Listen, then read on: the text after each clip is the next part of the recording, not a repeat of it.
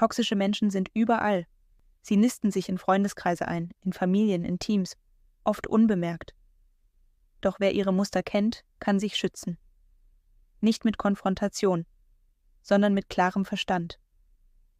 In diesem Video erfährst du, wie du toxische Verhaltensweisen erkennst und neutralisierst, ohne Energie zu verlieren. Du lernst Strategien, die deine innere Stabilität stärken, und Wege, dich elegant aus der Manipulationsspirale zu lösen. Wenn dich das interessiert, bleib unbedingt bis zum Schluss, denn die letzten Kapitel zeigen dir, wie du deine emotionale Freiheit zurückgewinnst. Toxisches Verhalten wirkt oft laut, dominant, übergriffig. Doch hinter dieser Fassade steckt meist etwas anderes: Unsicherheit. Viele toxische Persönlichkeiten haben früh gelernt, dass sie nur durch Kontrolle bestehen können. Sie setzen andere unter Druck. Der Wunsch nach Kontrolle ist ihr Schutzschild. Er bewahrt sie davor, sich mit den eigenen Ängsten zu konfrontieren. Deshalb machen sie andere klein, um sich selbst größer zu fühlen. Ein zweiter Antreiber: Aufmerksamkeit. Toxische Menschen haben ein tiefes Bedürfnis, gesehen zu werden. Wenn sie es auf direktem Weg nicht bekommen, erzeugen sie Drama. Oder spalten Gruppen, nur um im Mittelpunkt zu stehen. Viele dieser Muster entstehen aus alten Verletzungen, Vernachlässigung, Abwertung oder emotionale Kälte in der Kindheit. Was früher fehlte, wird heute eingefordert, mit allen Mitteln. Wenn du das verstehst, kannst du gelassener bleiben. Denn ihr Verhalten richtet sich nicht gegen dich. Es ist Ausdruck eines inneren Konflikts, den du weder lösen noch tragen musst. Beobachte ihre Muster. Gaslighting, Schuldumkehr, scheinbar harmlose Sticheleien, die deine Realität verzerren. Wenn du erkennst, was da passiert, gewinnst du Abstand. Und dieser Abstand schützt dich. Klarheit ist der Schlüssel, denn toxisches Verhalten verliert an Macht, sobald du es erkennst.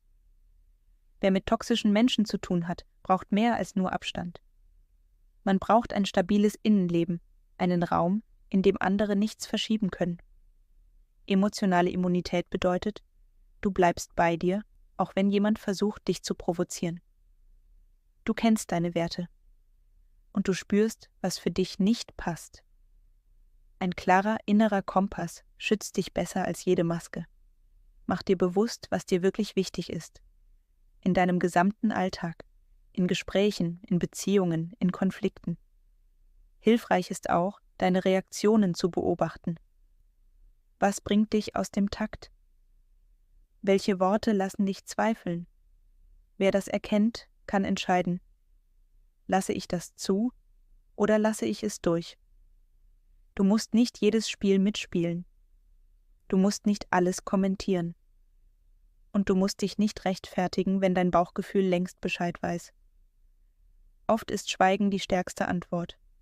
Nicht aus Schwäche, sondern aus Klarheit. Du kannst dir auch ein Bild innerer Stärke schaffen. Viele stellen sich einen Schutzmantel vor, der zwischen ihnen und dem Außen liegt.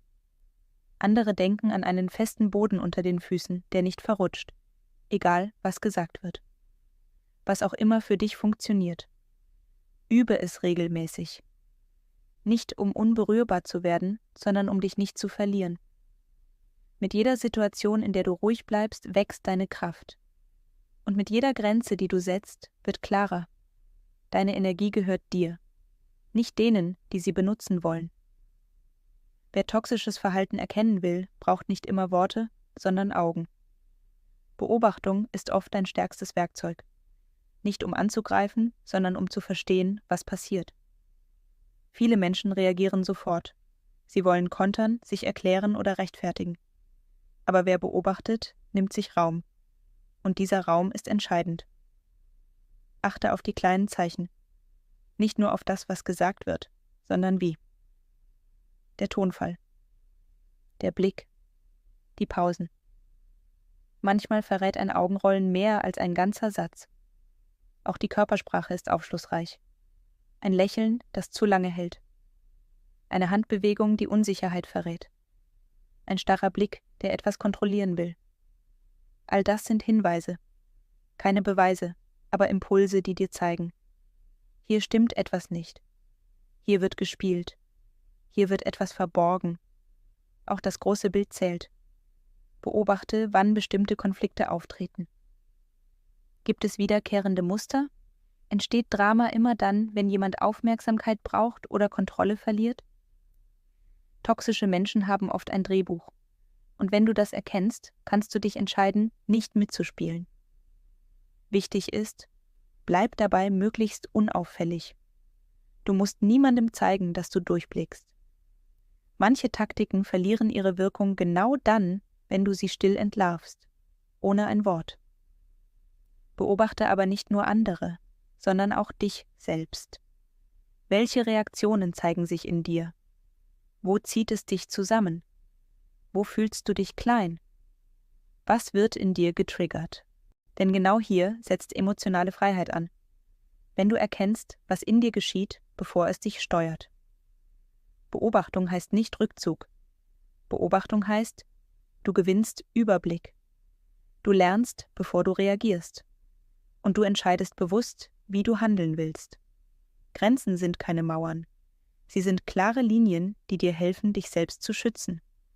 Und sie sagen etwas über deinen Selbstwert. Ich weiß, was ich brauche und was nicht. Toxische Menschen haben ein feines Gespür dafür, wo deine Linie verläuft. Deshalb testen sie. Immer wieder und wieder. Mal charmant, mal fordernd, mal verletzend. Und genau deshalb ist es so wichtig, dass du deine Grenzen kennst und sie auch hältst. Was bist du bereit mitzutragen? Wenn du deine Grenze formulierst, tu es ohne Drama. Sag, was du brauchst, nicht was der andere falsch macht. Statt, du bist rücksichtslos. Lieber, ich brauche in solchen Momenten etwas mehr Rückzug. So bleibst du klar, ohne anzugreifen. Und genau das macht deine Grenze glaubwürdig. Grenzen zeigen sich nicht nur in Worten, sondern auch im Handeln. Manchmal reicht ein einfaches: Darüber möchte ich gerade nicht sprechen. Oder: Ich lese diese Nachricht jetzt nicht. Es sind kleine Schritte, die große Wirkung haben. Wichtig ist, bleib konsequent. Wer einmal übertritt, wird es wieder versuchen, wenn du es zulässt. Und ja, es kann unangenehm sein. Manche Menschen reagieren gekränkt oder wütend. Doch dein Job ist es nicht, alle zufrieden zu machen. Grenzen schaffen Klarheit. Sie laden die ein, die dich respektieren, und halten fern, was dich schwächt. Du wirst spüren, mit jeder klaren Linie wächst dein Raum. Deine Energie bleibt bei dir und du beginnst, dein Leben bewusster zu gestalten, Schritt für Schritt. Neutralität klingt nach Distanz, aber das Gegenteil ist der Fall. Wer neutral bleibt, bleibt ganz bei sich. Toxische Menschen suchen oft Reaktionen, sie sticheln, sie verdrehen, sie drücken Knöpfe. Nicht um ins Gespräch zu kommen, sondern um die Kontrolle zu behalten. Wenn du dich ärgerst, haben sie ihr Ziel erreicht. Wenn du dich rechtfertigst, gibst du ihnen Macht. Wenn du laut wirst, bist du angreifbar. Neutralität heißt, du bleibst ruhig, du nimmst wahr, aber du steigst nicht ein. Statt impulsiv zu antworten, kannst du kurz schweigen. Statt dich zu erklären, kannst du sagen: Ich sehe das anders. Statt mit Emotion zu reagieren, lässt du den Satz stehen und gehst weiter. Du brauchst keine großen Worte.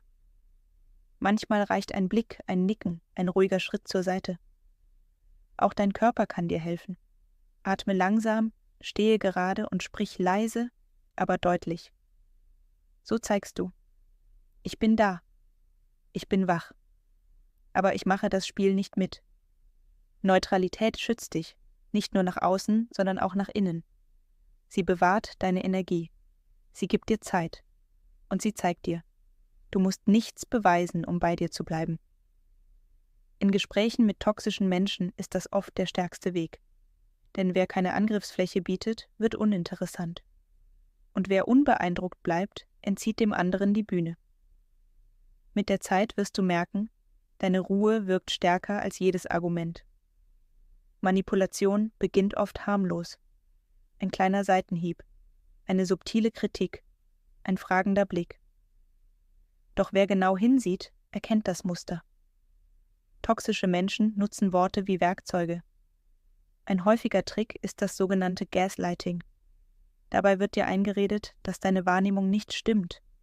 Du wirst verunsichert, nicht laut, nicht direkt, sondern still und systematisch. Sätze wie „Das hast du dir eingebildet" oder „Du bist zu sensibel" zielen nicht auf die Sache, sondern auf dein Selbstgefühl. Du beginnst, dir selbst zu misstrauen und wirst dadurch lenkbar.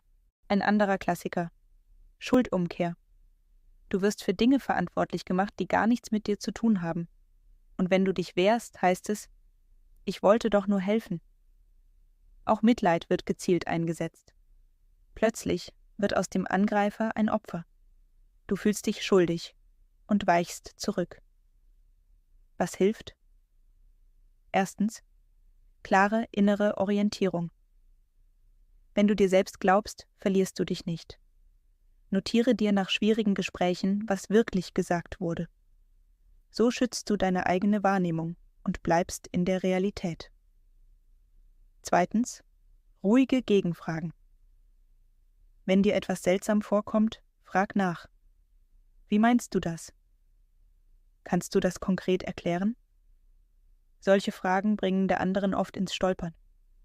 Drittens: setze Grenzen, ohne zu kämpfen. Du musst nichts beweisen. Ein schlichter Satz wie „Ich sehe das anders" reicht oft aus. Oder „Das klären wir nicht jetzt." Es geht nicht darum, den anderen zu verändern, sondern darum, bei dir zu bleiben. Klar, ruhig, wach. Je besser du die Strategien durchschaust, desto weniger greifen sie. Manipulation lebt von Reaktion. Wenn du nicht mitspielst, verliert sie ihre Wirkung. Es gibt Situationen, in denen ein Gespräch nicht mehr hilft. Dann wird Rückzug zur besten Option. Ein Rückzug ist kein Scheitern. Er ist eine Entscheidung für dich. Viele zögern. Sie hoffen, dass sich der andere doch noch ändert, dass Einsicht kommt oder Dankbarkeit. Doch toxische Muster wiederholen sich, immer dann, wenn du bleibst, obwohl alles in dir gehen will. Ein eleganter Rückzug beginnt nicht mit einem Knall, sondern mit Klarheit. Du weißt, diese Verbindung kostet mehr Kraft, als sie gibt, und du willst das ändern. Überlege dir in Ruhe, wie du den Kontakt beendest oder reduzierst. Ohne Drama. Ohne Schuldzuweisung. Ein schlichter Satz kann genügen. Ich ziehe mich zurück, weil ich für mich sorgen muss. Bereite dich darauf vor, dass der andere irritiert reagiert. Vielleicht wird er wütend, vielleicht schmeichelnd, vielleicht verletzt. Das ist in Ordnung. Du musst dich nicht erklären. Deine Entscheidung braucht keine Zustimmung. Sie braucht nur deine innere Zustimmung. Nach dem Rückzug entsteht Raum, manchmal auch Leere. Und das kann wehtun, sogar wenn es richtig ist. Denn auch toxische Verbindungen hinterlassen Spuren. Gönn dir Zeit zur Erholung. Stärke dich mit dem, was dir gut tut. Sprich mit Menschen, denen du vertraust. Oder hol dir professionelle Unterstützung, wenn du merkst, die Geschichte hat sich tief in dich eingegraben. Du wirst sehen, mit jedem Tag wächst dein innerer Abstand. Und du kommst wieder bei dir an. Der elegante Rückzug ist ein stiller Akt der Selbstachtung. Er sagt: Ich wähle mich. Und das ist vielleicht die kraftvollste Entscheidung, die du treffen kannst. Der Umgang mit toxischen Menschen ist keine Kleinigkeit. Er fordert dich heraus. Mental, emotional, manchmal sogar körperlich. Aber jede Erkenntnis, die du gewinnst, jede Grenze, die du setzt, jede Entscheidung, die du für dich triffst, bringt dich näher zu einem selbstbestimmten Leben. Du hast in diesem Video Werkzeuge kennengelernt. Du weißt jetzt, wie Manipulation funktioniert. Wie du Grenzen setzt, ohne dich zu verlieren. Wie du mit Ruhe und Klarheit deine Energie schützt. Und vielleicht spürst du, du bist nicht ohnmächtig. Du kannst Einfluss nehmen auf das, was in deinem Inneren geschieht. Toxische Menschen verlieren an Macht, wenn du ihnen keinen Raum mehr gibst. Das heißt, dass du die Wahl hast. Jeden Tag ein bisschen mehr. Wenn du auf diesem Weg Unterstützung brauchst, dann nimm sie dir. Durch Austausch, durch Gespräche, durch professionelle Hilfe. bewahre dir deinen inneren Frieden und erinnere dich daran. Du darfst klare Schritte gehen, auch wenn andere sie nicht verstehen. Danke, dass du dabei warst. Wenn dir dieses Video geholfen hat, unterstütze den Kanal mit einem Abo und teile das Video mit Menschen, denen es ebenso helfen könnte. Wir sehen uns im nächsten Video wieder, bei Verborgene Psychologie. Bis bald.